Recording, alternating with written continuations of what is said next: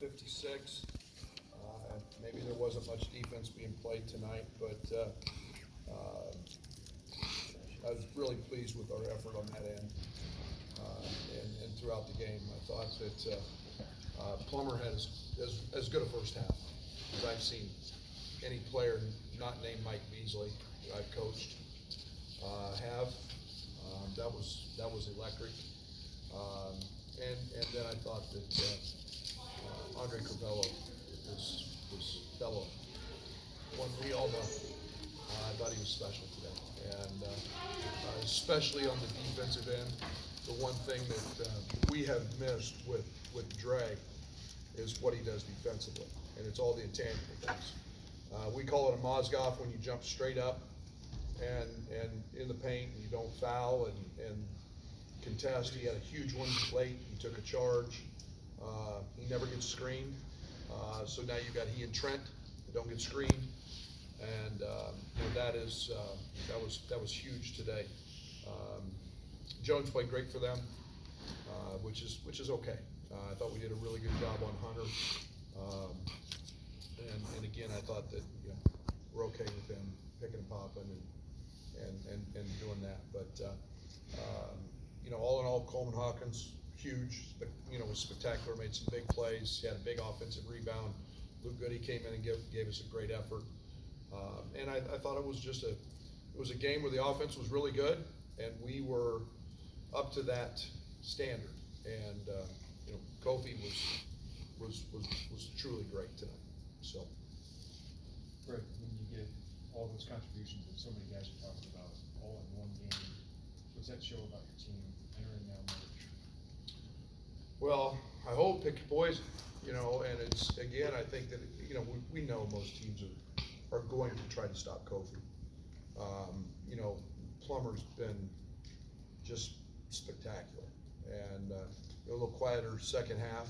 Most of that was based, more on the defensive side of things than anything else, but also the way they were guarding him. They were topping him, and then we got Kofi going. So, I thought Trent was the right amount of aggression tonight. I thought Trent was great, and I like that balance. Has Trent just maybe grabbed the closer title at this point? Yeah, he took it from Io. Io doesn't have that thing anymore. That's all his. I'd like to tell you again, it was a great play. No, it was a dude making a play. And when you get to this level, you gotta have guys make plays. And Trent did. In the second half, it seems like every team seems to go at Alfonso, especially if he has a good first half, because they want to maybe wear him down a little bit defensively, and they put him in those ball screen actions. And what do you need to do to maybe combat that? Yeah, some of it's matchup based. And again, it's tonight going in, we were really worried about Brooks. So we put Trent on him, and Brooks has been playing extremely well here in his last 4 or 5 ball games. So we know Trent's an elite ball screen defender. Not that Plummer's bad. We went under some of his screens, but we've got to get him where he's really focused there, not just thinking about scoring all the time, but really dialed in, and he's gotten a lot better there. What did you see from Kofi leading up to this game, knowing the big matchup, knowing how he struggled in the previous game, and what led him to respond like he did today? Yeah, we had a nice conversation. We spent 2 hours together the other day, and we watched film of the Ohio State game. We watched, it was more getting Kofi back dialed in on ball screen defense, and he was much better today. Again, and Ohio State's different. They smaller guys who can drive it, but I thought his intent for all the little things was better today than I've seen it maybe all year and in a long time. His attention to all the little things was great. Brad, no, go ahead. With Andre, with that screen, was it a head, was it his neck, and is there any lingering concern for you guys beyond today? He seemed fine, but beyond that, he seemed fine in the locker room. He was bouncing off walls, so I'm praying that there's not. And then with this team, is this as close that you guys have been to what you maybe envisioned in the summer and the fall, just some of the contributions all over and it. Yeah, I mean, we're still missing RJ and Ben, and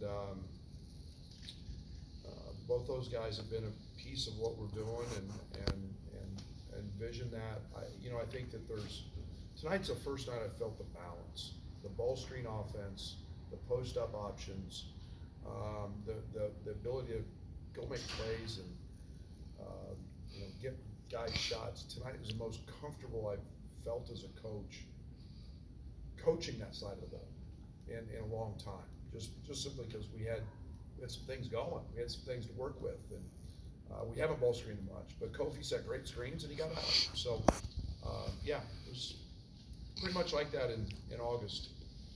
On the comfortable front, I mean, just with Bello, did it seem like he just had settled into maybe, like you said, kind of being himself again?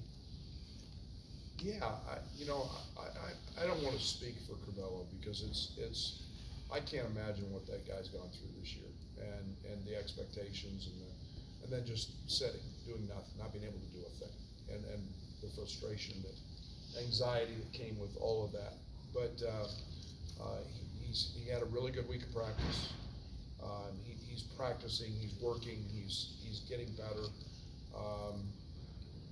and that level of commitment gives us three really, really, really good guards. And I mean commitment in terms of 20 minutes and dominating a game, but the ability to play more, the ability to rest Trent more, because he guards so well. And I'm really comfortable with what he's doing. You talked about Trent having the need to have a mentality like he needs to get third, he needs to work thirst yesterday when talking with us. But he didn't hunt too much today. He said he was the perfect amount of aggression. Can you describe how much just his knowledge of everything he's been through helps him in that area?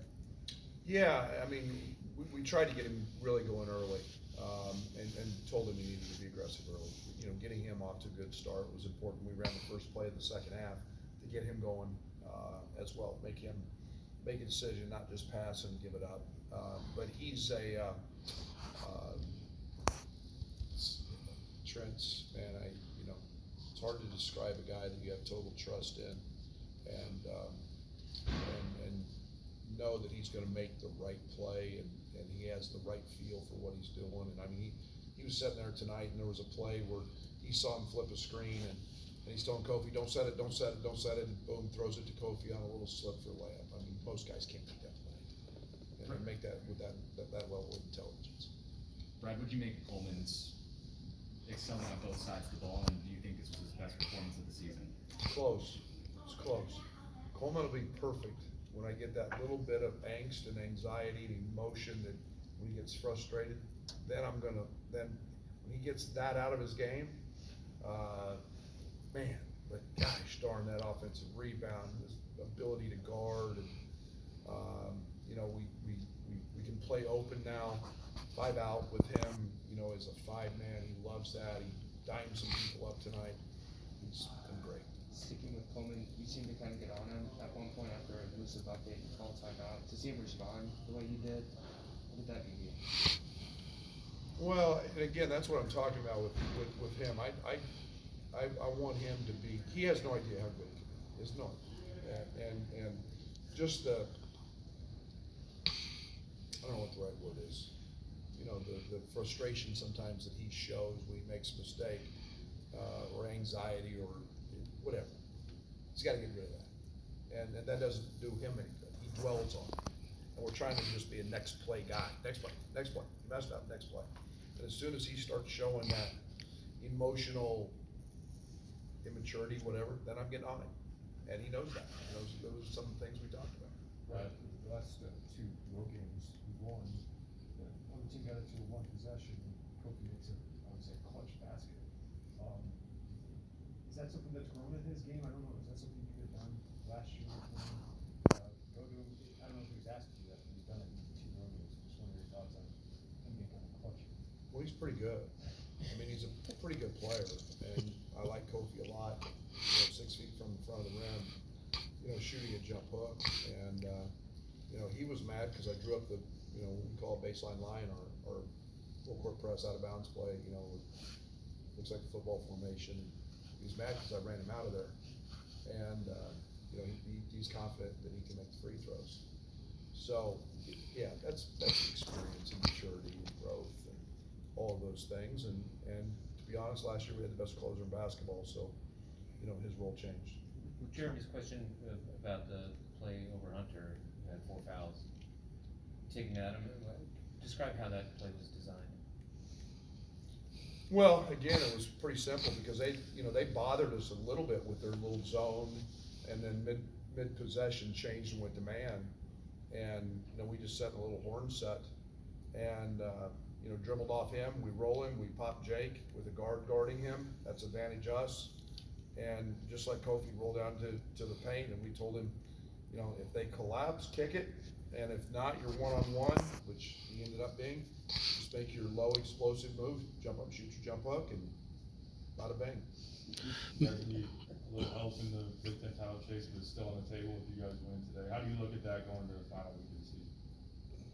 Perfect. Where else would you rather be? I mean, you're in contention in the last week in the best league in the country. I'll take that every year.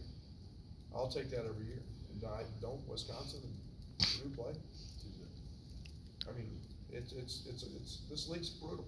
This league's brutal, and that's why you guys get wrapped up in all the standings, and I never look at them until the last game's over with.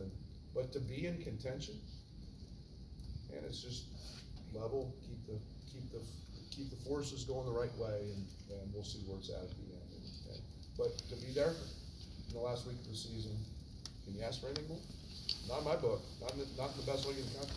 But you will be cheering for Purdue on Tuesday. I probably won't watch it. We'll see what happens when it's over. This last one. But the season you guys had, the up and down, was there a point where you thought it's going to be really hard? Because I know you were excited in the offseason to fall on what you guys had. Did you think, boy, I'd like to bring it back to that, just given where I never think that. If you think that, then I'm not thinking that at all. We're in this program to win Big Ten championships. So just so you know, I'm not, and if I worry about self-doubt and who I don't have and who's hurt and this and that, nah, that's not. I guess I meant more with like the offensive flow rather than like just. Yeah, I mean, we had to change. We had to compromise. We had to do things differently, simply based on personnel. And I thought we'd score 90 every game. I told you guys I wanted to be faster. It didn't work. And personnel changed. And Hutch was out. And, we had to play without point guards. And so we found a way to play that suited this group of guys and those freshmen. And so here we are. Last question. Brad, 200th win in your career. What's it mean to get it and on a day like this, in a game like this? I mean this in all seriousness, and I didn't know it till they mentioned it on the radio. I'm really blessed, and I mean that. I say it all the time. You're only as good as the staff you put around you and the people you put around you. I work really hard to try to put the best group of people, not coaches, people around me that I can. I'd be very remiss if I didn't mention I have a terrific wife and a very, very supportive wife who's been through a lot. And then, very good players. And you love them, you drive them, you push them. And, occasionally you get to, if you do it right and you're blessed and you get to stay in this business long enough, you can get to 200 wins or 100 wins or whatever that is. But I'm blessed and didn't know that, but a lot of people to thank. I'm just a small piece of it. Thanks, guys. We'll go back to the tunnel.